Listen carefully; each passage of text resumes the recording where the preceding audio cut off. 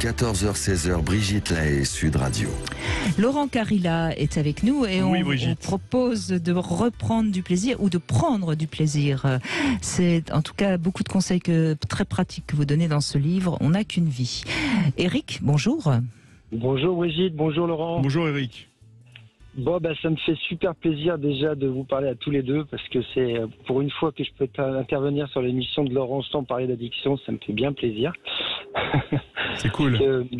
J'appelais parce qu'en fait l'histoire de ton livre, c'est l'histoire de ma vie en fait. On n'a qu'une vie. Ouais, super. C'est ce qu'on n'arrête pas de me dire. Et en fait, j'ai fait totalement l'inverse pendant 40 ans. C'est-à-dire que j'ai pas pensé à moi du tout.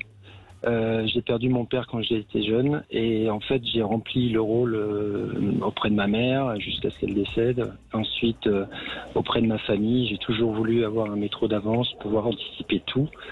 Et en fait j'ai failli perdre ma femme à cause de ça parce que du coup Vous étiez jamais là, oui. J'étais jamais. Enfin c'est pas que j'étais jamais là, j'étais tout le temps là justement. Mais j'étais absent, je pensais jamais à moi. Ouais. Je pensais jamais à moi.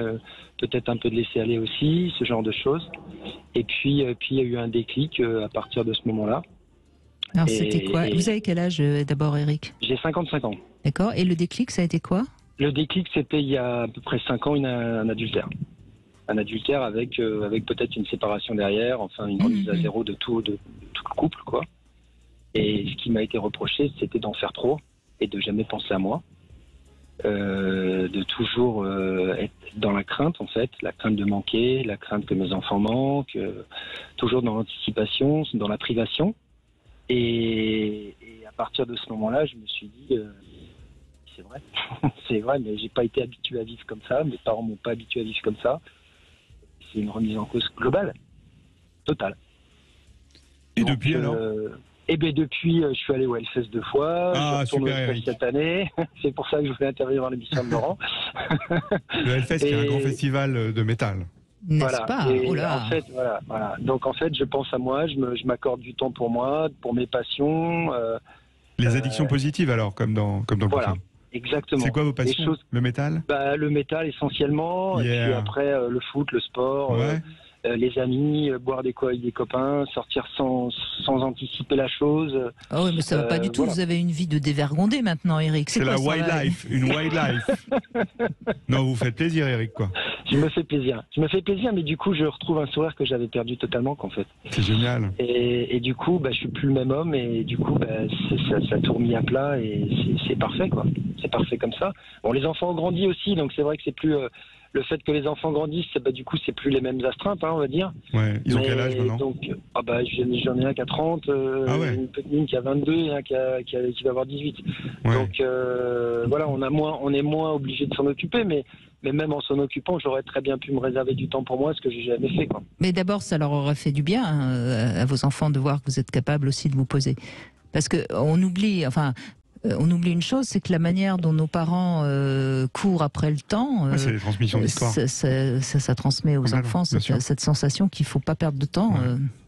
Ouais, je sais pas, j'ai l'impression qu'ils sont totalement l'opposé de moi en fait. Mais tant mieux. Peut-être. Ils me regardent comme un fou m'agiter tout le temps et ils me disent mais t'es fou toi, tu devrais t'arrêter, pose-toi un peu, viens. Ils sont toujours en train de me solliciter pour me montrer un truc. T'as vu ça? Je dis non mais j'ai pas le temps, il faut que je fasse ci. Non mais tu prends le temps, tu viens et c'est vrai qu'aujourd'hui je me l'accorde alors qu'avant je me l'accordais même pas. Et d'ailleurs ils me le demandaient même pas. Ils voyaient très bien que ce serait négatif et ils ne savaient même pas me le demander. Alors qu'aujourd'hui ils me sollicitent et je réponds favorablement quand je peux bien sûr. Pas n'importe comment, mais du coup, en fait, voilà que Mais peut-être que votre femme, donc leur mère, elle savait prendre du temps. Ah elle, mais en fait, si vous voulez, moi, je faisais tout pour qu'elle ait toutes les libertés possibles. Oui, c'est ça. Donc je lui ai épargné toutes les tâches ménagères, tout ça, je faisais tout. Donc elle avait plein de temps libre. Elle était très contente.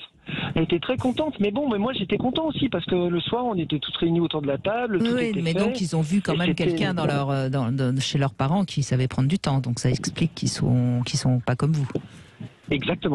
Exactement, je pense qu'ils sont totalement à l'opposé, ils sont posés, ils sont calmes, ils profitent des instants présents, ils s'anticipent rien, ils profitent de chaque instant, alors que moi j'étais toujours dans l'anticipation, toujours dans me dire bon alors ok, bon, ça c'est bon, mais alors demain ça c'est comment, et en fait du coup on vit jamais au temps présent quand on fait comme ça. Bien sûr. Excellent, c'est excellent. Voilà. Voilà, donc il faut que je lise le bouquin. Oui, et puis Merci Eric. ce qui est important, c'est que vous faisiez tout pour justement ne pas la perdre, et vous avez failli la perdre parce que vous faisiez tout pour ne pas la perdre. Ça, c'est aussi quelque chose qu'il faut comprendre. En amour, la peur de perdre l'autre nous pousse à faire tout ce qu'il faut pas. Et ça a été terrible, hein. Ça a été un choc, mais alors violent. Et ça a été un choc pour tous les gens qui nous entouraient, parce que tous les gens ils disaient, mais attends, je comprends pas, toutes les filles, toutes les copines, elles disaient, mais t'es folle, le quitte pas, la mariée en or, viens voir le mien, comment il est. Et en fait, moi, j'avais l'impression de cocher toutes les cases, donc je me suis dit, c'est pas possible, il peut rien se passer. Et je l'imaginais même pas, donc le fait de pas l'imaginer, je suis tombé de très très haut, quoi. Oui, mais c'est toujours la même histoire. Quand on a l'autre qui est complètement à nos pieds, on finit par s'en désintéresser. Ouais. C'est terrible d'ailleurs. Hein. C'est ce fameux désir mimétique. Hein. Si on voit que l'autre plaît à d'autres femmes et que peut-être d'autres femmes pourraient l'intéresser, on est à nouveau du désir pour lui. Bien sûr. Ouais, puis qui vit, parce que je vivais pas en fait. J'avais pas, enfin, alors que là, je rigole. J'ai totalement changé ma philosophie de vie en fait. Voilà. Et j'en fais toujours beaucoup, mais je m'accorde du temps pour moi, quoi. Puis c'est exactement ça la philosophie du bouquin, vraiment, c'est ça. C'est prendre du temps pour soi. Bon, alors il faut pas forcément quitter sa femme, etc., mais il y a des déclics dans la vie qui font que, à un moment, on se dit bon, je vais changer certains trucs, quoi. Oui, je pense qu'il faudrait que chacun entende bien, Laurent Carilla, que chaque jour, il faut prendre un peu de temps pour soi. Et moi, ce que je trouve terrible, et c'est pour ça que je suis d'accord avec vous, il faut le slow life, hein, comme vous dites. Il faut pas avaler son petit déjeuner tout en prenant sa douche. Il faut pas, il faut faire les choses en conscience. Alors, je sais que cette expression, elle est un petit peu utilisée à tort et à travers. Moi, j'aime bien cette expression. Mais s'ancrer au moment présent, c'est important. Mais c'est Carpe Diem, hein, c'est le sac des poètes disparus, c'est tout à fait ça. Hein. C'est le dernier album de Saxon aussi. Ouais, c'est ça. Il faut vivre l'instant présent. Exactement. Il faut vivre l'instant présent, et pas déjà se projeter dans l'avenir en disant ouais, mais alors d'accord, mais alors si je fais ça, mais alors demain je ne pourrais pas me permettre de faire ça. Non, c'est pas grave, demain c'est un autre jour. C'est jour après jour. Voilà. Oui, et puis je pense que sur beaucoup de choses qu'on n'aura pas faites tel jour, quelle importance, quoi. Exactement. Mais c'est tellement vrai quand on regarde dans le passé, quand on regarde ce qu'on a fait dans le passé en se disant il fallait absolument que je le fasse, et on se dit mais finalement ça m'a rien apporté. Voilà pourquoi je me suis mis tant de pression. C'est la fameuse parabole des petits et des gros cailloux. Hein. C'est laquelle ça, Brigitte, je la connais pas. Vous la connaissez pas? On met dans un vase. Ouais. Est-ce qu'on met d'abord les petits cailloux ou les gros cailloux? Moi, je mettrais les petits cailloux d'abord.